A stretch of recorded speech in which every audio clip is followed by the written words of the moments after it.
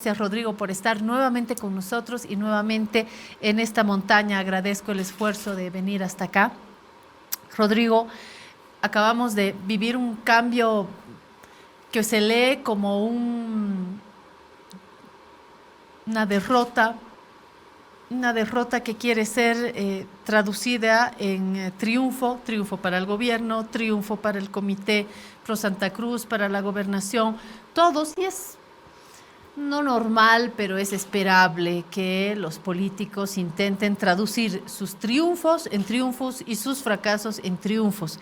Pero al medio estamos nosotros y hay una serie de elementos que nos van a cambiar ahora los calendarios, por no hablar de los conflictos y de las facturas que hemos pagado. Entonces, mientras estamos viendo a los políticos de distintas fuerzas políticas intentar capitalizar esto que ha sucedido, estamos al medio, bueno, medios, ciudadanos y actores relevantes dentro de lo que es este mundo debajo del Ejecutivo, este mundo que tiene que ver con los municipios, con estos otros poderes en la región.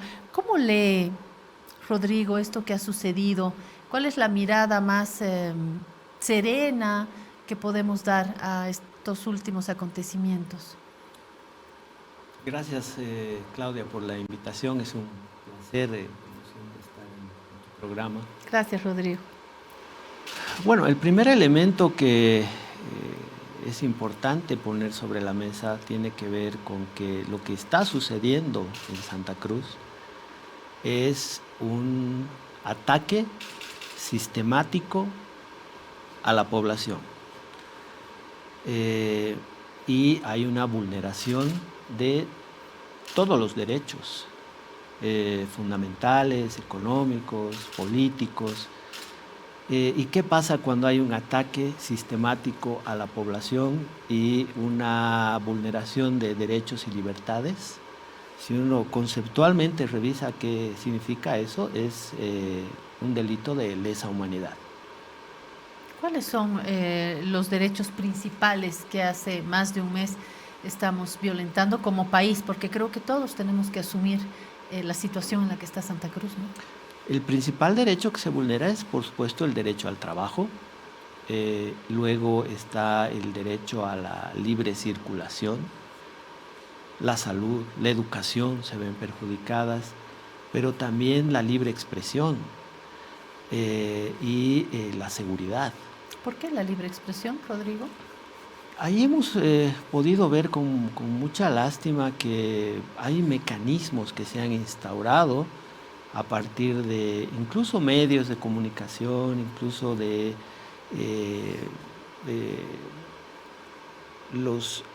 las redes y los ambientes, digamos, los microambientes, incluso familiares, que no permiten a las personas expresarse de manera diferente.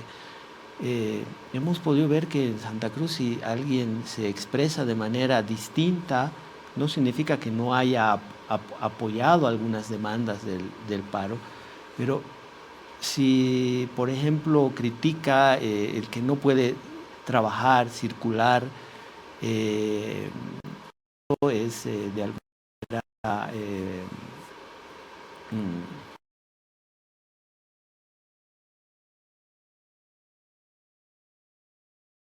medios de comunicación.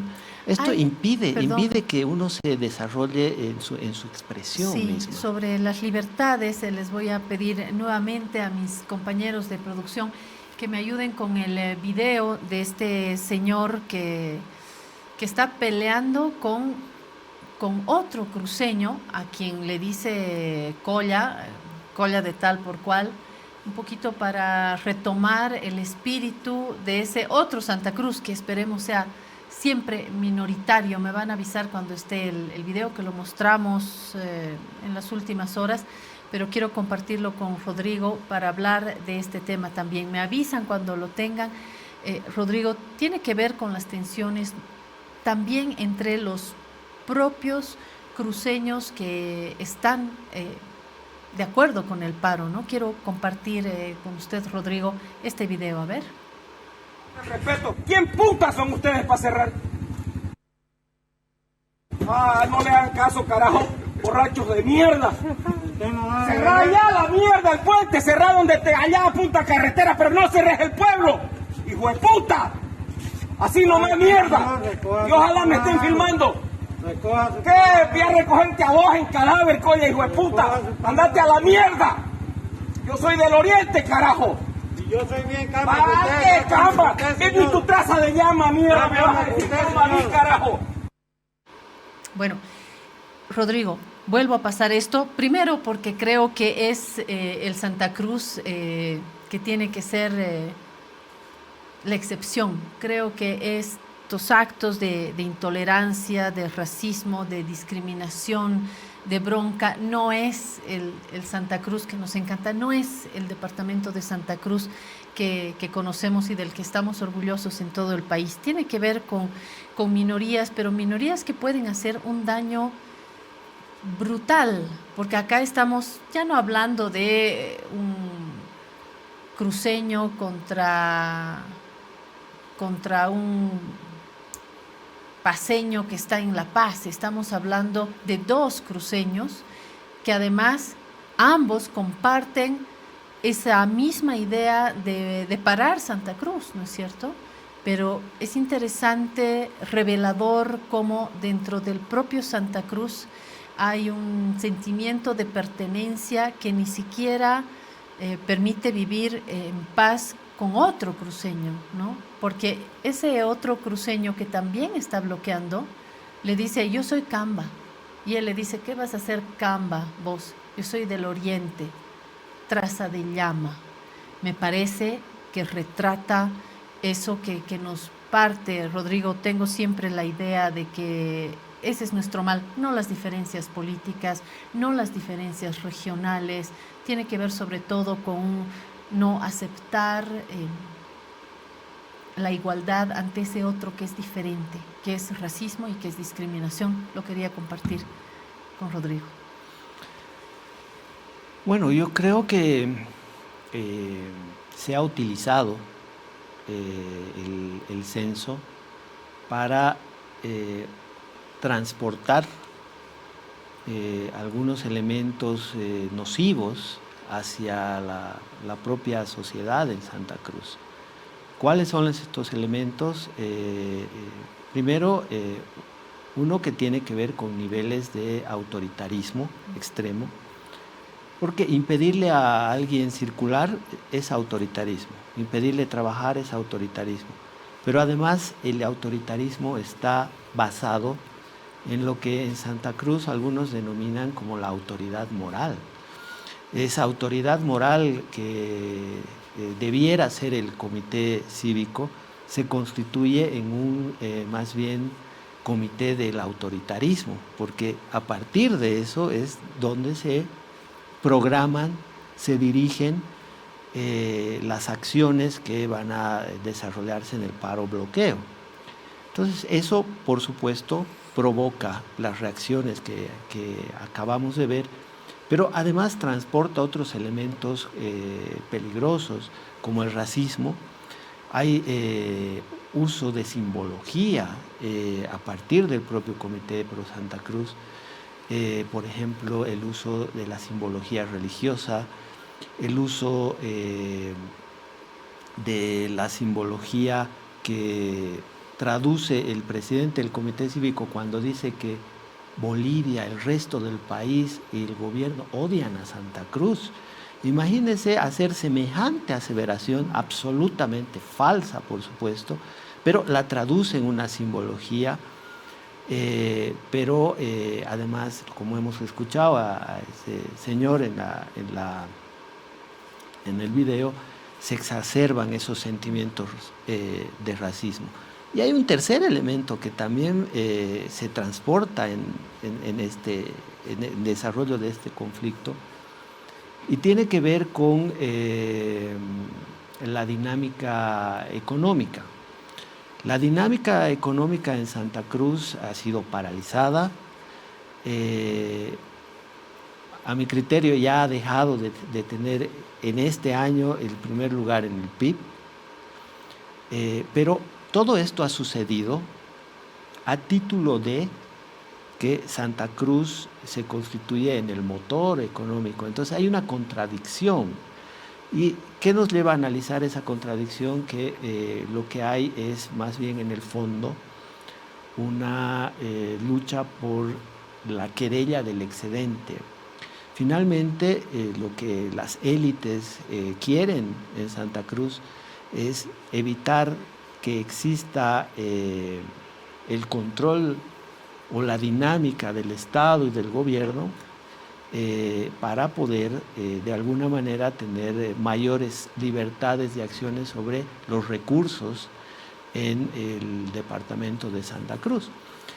Y esto básicamente se constituye en un trazo, en un corte de liberalizar la economía, neoliberalismo. Entonces, si uno conjuga los tres elementos, autoritarismo, hipernacionalismo, porque son los elementos que hemos podido claramente ver, y la tendencia o la perspectiva de un modelo liberal, además asentado en estos símbolos, estamos encontrando los elementos que constituyen un proyecto fascista. Esto que acaba de mencionar Rodrigo me ha hecho pensar y estoy buscando y lo encontré. Les voy a pedir también a mis compañeros de producción ubicar en La Razón Digital, lo tuvimos en papel también ayer, una columna de César Navarro, que fue ministro de Minería del gobierno de Evo Morales. Estuvo asilado en la Embajada de México casi un año y ayer ha publicado en La Razón una columna que titula Hijos del centralismo republicano. Esta columna la leí y aprendí. Realmente les recomiendo la lectura. Si usted no tiene su periódico papel, ingrese en La Razón Digital, va a encontrar la columna de César Navarro, donde para explicar el conflicto hoy en Santa Cruz, él va hasta el inicio de nuestra historia como país y cuenta los distintos ciclos que un poco sitúan a Santa Cruz. Santa Cruz ha vivido no solamente el auge de la economía hoy, sino ha vivido momentos de ser el patio trasero. Ahí está, Hijos del Centralismo Republicano. Recomiendo de verdad esta columna, porque no le va a convencer de nada en su posición. Simplemente nos hace un recorrido histórico muy valioso. Para mí ha sido de un buen aprendizaje. Creo que ese es el papel que tienen que tener también las columnas, y llega al punto de hoy de por qué Santa Cruz ocupa este espacio y por qué tiene esta fuerza política que N veces ha coqueteado con el divorcio. Y eso es algo que a la pareja le afecta, ¿no es cierto? Cuando uno vive una relación, me voy a divorciar de ti, me voy con mi mamá. No dice, ay caray, pero solucionaremos las cosas aquí adentro, ¿no? Y esa sensación a mí como paseña, veniana, camba, me da la sensación aquí en La Paz, cuando escucho a mis compatriotas que dicen, nos queremos ir porque no nos quieren, ¿no? Es como en una familia, ¿verdad? ¿Cómo que no te quiero? Resolveremos las cosas aquí, no me amenaces con que te vas a ir, ¿no? Eso se vive en las parejas, y yo creo que quienes no estamos por una separación de nadie, ni de Oruro, ni de La Paz, ni de Santa Cruz, hieren de pronto. Ayer en una entrevista yo escuchaba a la asambleísta de Santa Cruz, a la presidenta de la asamblea en Santa Cruz, hablar de este sentimiento, ¿no? A Paola Aguirre creo que es con O el nombre, Paola Aguirre, y ella contaba cómo hay muchos sectores que no solamente quieren federalismo, se quieren largar, y eso es terrible para un país. Necesitamos un diván para expresar estas nuestras diferencias. ¿Qué pasa dentro del propio Santa Cruz, Rodrigo, con los municipios, porque ahí hay otro quiebre. Una cosa es ese Santa Cruz del primer anillo, segundo anillo, de Equipetrol, de la ciudad, de ese centro próspero. Y otra cosa es ese otro Santa Cruz que está en las esquinas, que está en las afueras, que es más rural, que tiene más rostro indígena. ¿Qué pasa en los municipios, Rodrigo? Si me ayuda a describirlo. Bueno, hay una especie de contrasentido cuando en la práctica, en la realidad, se ven ese tipo de afirmaciones, porque generalmente el que se siente excluido o menospreciado es el que tiene menores condiciones, menor atención. Y a mi criterio no es el caso de Santa Cruz. Los últimos años, y bueno, en la historia también se ha podido ver, en la historia reciente, que a Santa Cruz se le han dado muchas condiciones para su desarrollo.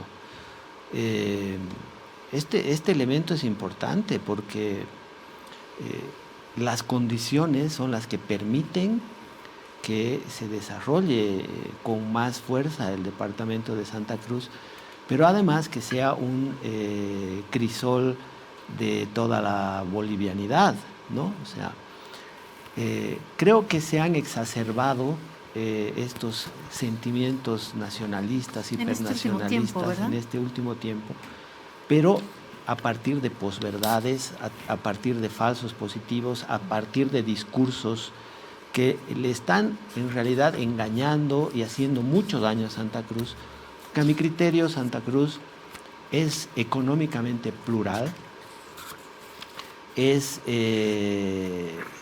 socialmente diverso, existe todo el país en Santa Cruz y existe también la diversidad política y de pensamiento.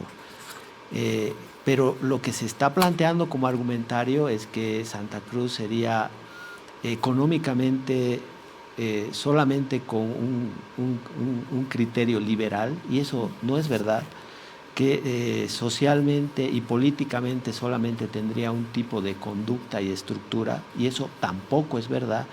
Y ahí viene la consulta sobre el tema de los municipios y la territorialidad. Esto se da, o este perfil que se intenta estructurar sobre la sociedad cruceña, se da con mucha más fuerza en Santa Cruz, ciudad, capital.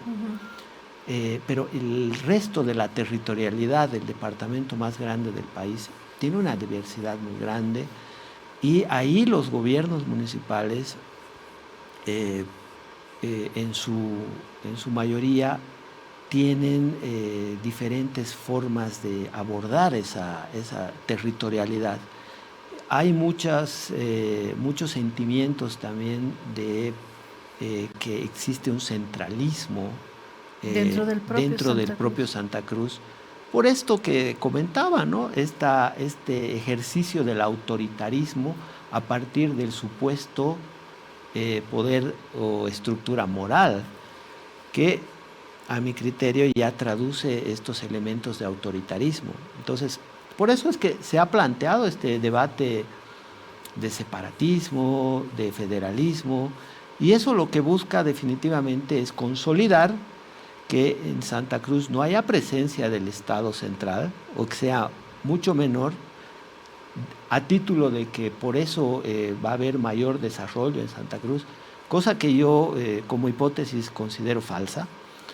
Un segundo elemento, dentro de la territorialidad de Santa Cruz, los municipios y las regiones que hay en Santa Cruz, que tienen un nivel de autonomía constitucional igual al del gobierno departamental, puedan ser subsumidos, porque un esquema federal o un esquema, incluso como ha planteado Calvo, que tendría que ir por separatismo para confederación, amputaría, anularía la autonomía municipal en un nuevo escenario de reconfiguración territorial y de poder. Entonces, a nuestro criterio se quiere anular el poder del nivel central, que a mi criterio ha generado muchas de las condiciones de Santa Cruz, y se quiere anular el poder o la relación territorial con los niveles subnacionales dentro de Santa Cruz. Evitar la emergencia, el surgimiento de, por ejemplo, autonomías regionales y subsumir a los gobiernos municipales, porque, bueno, esa es la dinámica que se ha visto, porque no comparten el mismo criterio político, pero además hay una pluralidad muy amplia en el espectro territorial de Santa Cruz, porque, bueno, hay mucha inmigración de otros departamentos y las dinámicas culturales son distintas. Entonces, a lo que mencionaba antes, se pretende anular el poder del nivel central en Santa Cruz, anular el poder de los gobiernos subnacionales y con eso finalmente consolidar esto que he llamado un totalitarismo a partir de una estructura que le denominan poder moral, pero que en realidad es totalitaria, hipernacionalista y tiende a un modelo liberal en el cual las élites empresariales pudieran generar mayores libertades y negocios a partir incluso del propio Estado.